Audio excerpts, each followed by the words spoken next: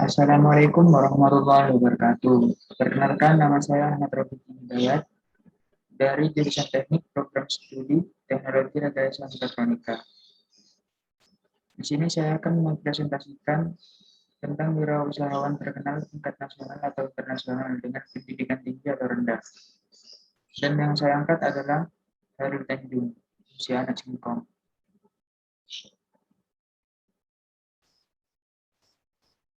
Ini dia sosok Hairul Tanjung.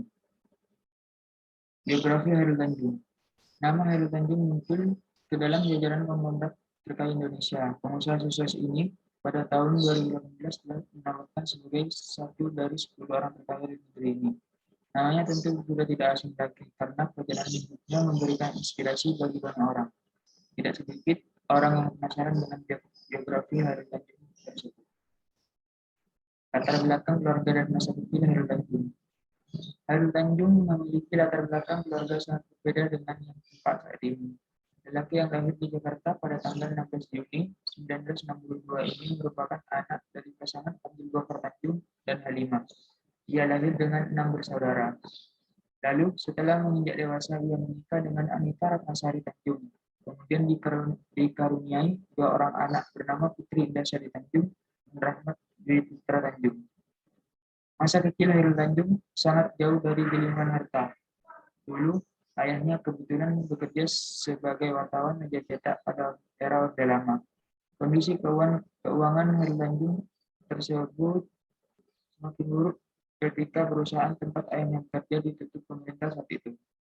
Keadaan ekonomi yang susah membuat keluarga Hairul Tanjung memutuskan untuk menjual rumah guna mencukupi kebutuhan. Mereka pun tidur di suatu losmen kecil dan sesak. Tekanan tersebut tidak lantas membuat semangatnya menurun. Pendidikan Hairul Tanjung. Pendidikan dasar Hairul Tanjung ditempuh di Sekolah Dasar Pandit Jakarta. Kemudian melanjutkan jenjang sekolah menengah pertama di SMP Pandit juga. Lulus dari SMP, Hairul Tanjung melanjutkan pendidikan ke SMAN 1 Jakarta. Pada tahun 1981, ia lulus dan melanjutkan jenjang pendidikan tinggi di Fakultas Kedokteran Gigi Universitas Indonesia. Ia berhasil meraih gelar sarjana pada tahun 1987. Tidak berhenti di situ, ia pun melanjutkan jenjang magister di Institut Pendidikan serta Pembinaan Manajemen pada tahun 1993. Hairul Tanjung adalah pemuda yang berprestasi. Karena kecerdasan dan keteladanan-nya, ia berhasil terpilih sebagai mahasiswa teladan nasional pada tahun 1984 sampai 1985. Belajar bisnis sejak kuliah. Hairul Tanjung telah memulai bisnis sejak bangku kuliah. Awalnya ia berjualan untuk membiayai kuliahnya, mulai dari jualan buku kuliah hingga berjualan kaos dan membuka jasa fotokopi. Selain berjualan buku dan kaos, Hairul Tanjung juga pernah membuka toko yang menjual alat kedokteran serta alat laboratorium. Namun karena suatu hal bisnis tersebut bangkrut. Setelah menyelesaikan pendidikan di Universitas Indonesia, Hairul Tanjung mulai fokus merintis bisnis. Awalnya ia membuka bisnis ekspor sepatu anak.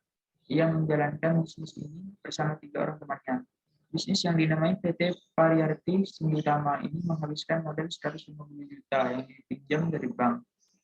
PT yang didirikan pada tahun 1987 tersebut lambat laun mulai memberikan hasil memuaskan. Bahkan pernah mendapatkan pesanan dari Italia sebanyak 160.000 pasang sepatu. Akan tetapi pada akhirnya Hairul Tanjung memutuskan untuk keluar dari perusahaan yang telah dibangun tersebut antara problem internal. Membangun dan mendirikan CT Corps.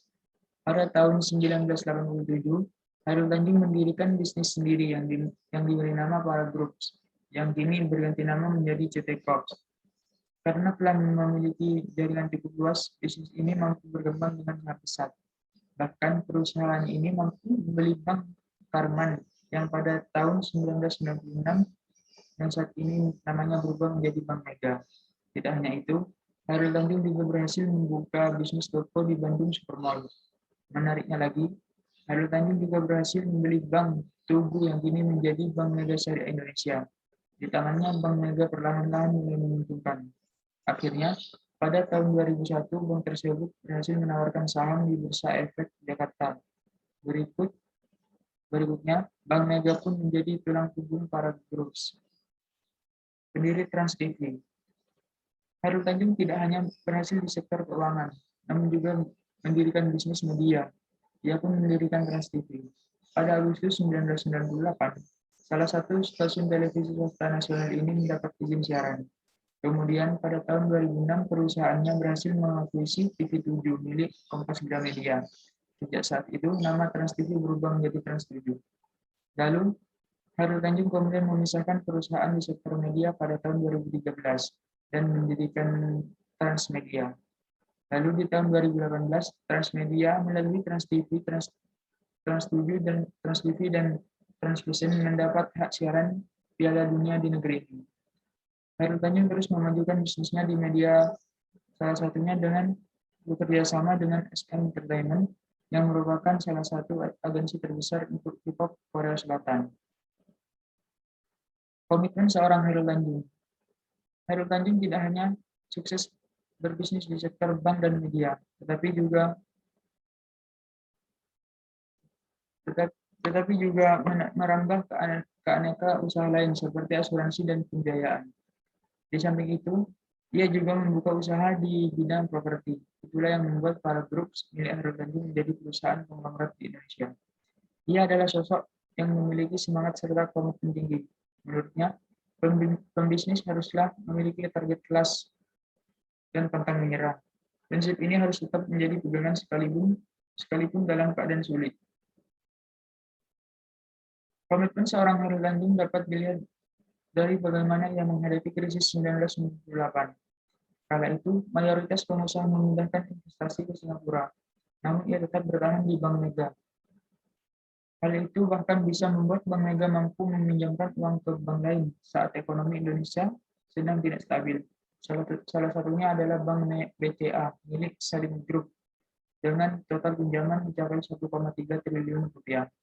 Ternyata dari kejadian 1998 dan komitmennya untuk tetap berinvestasi di Indonesia berhasil memberinya jalan untuk bekerja sama dengan Salim Group dalam pengelolaan proyek Batam dan Singapura.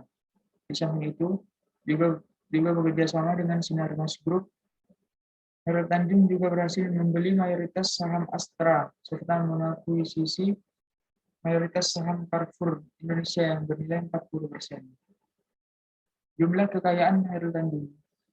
Hairul Tanjung masuk dalam kategori 10 orang terkaya di Indonesia menurut majalah Forbes. Di tahun 2017, ia bahkan menduduki posisi ke-6 dari 286 orang terkaya di Indonesia. Hal ini tidaklah mengherankan lantaran para grup yang ia dirikan telah menggurita dan sukses di masing-masing cabangnya. Kekayaan Hairul Tanjung diperkirakan sebesar 4,9 miliar dolar. Jika dihitung dalam rupiah, nominalnya sekitar 65,3 triliun rupiah. Selain sukses dalam dunia bisnis, Hairul Tanjung juga pernah menjadi Menko Perekonomian pada tahun 2014 pada saat kepemimpinan Presiden SBY. Tidak hanya itu, ia juga terjun di dunia pendidikan, salah satunya dengan menjadi guru besar Universitas Airlangga. Ia juga ikut andil dalam kegiatan sosial kemasyarakatan dan bidang olahraga dengan menjadi Ketua Umum PBSI.